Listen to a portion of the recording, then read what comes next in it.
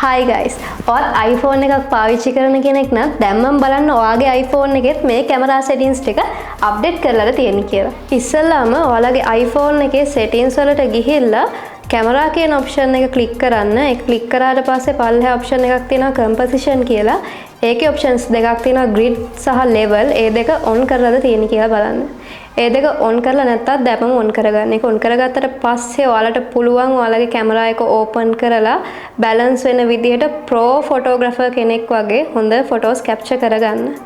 ඊට පස්සේ තව option එකක් තියෙනවා. එකෙන් back වුණාට පස්සේ formats කියලා.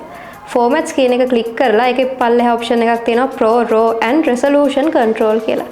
ඒක on කරගන්න. ඒක on කරාට පස්සේ ඔයාලා iPhone එක පාවිච්චි කරලා ගන්න photos, videos උනත් pro mode එකේ pro level එකේ quality එකක් ගන්නවා. අවසාන option එක තමයි ඔයාලා ඕන කෙනෙක්ට import වෙන option එක මොකක්ද දන්නවද?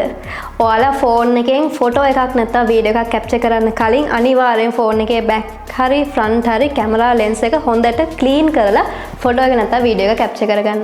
නැත්නම් ඔයාලගේ photo එක capture වුණාට පස්සේ පොඩි blur ගතියක් තියෙනවා. clean කරලා ගත්තට පස්සේ ඔයාලට හොඳ sharp photos බලා ගන්න පුළුවන්. ඉතින් මං හිතනවා අද වීඩියෝ එකත් ඔයාලට useful වීඩියෝ එකක් වෙන්න ඇති කියලා. ඔයාලා මේ වීඩියෝ එකට කැමති නම් මාත් එක්ක දිගටම මේ වගේ වීඩියෝ බලන්න follow up එකේ ඉන්න.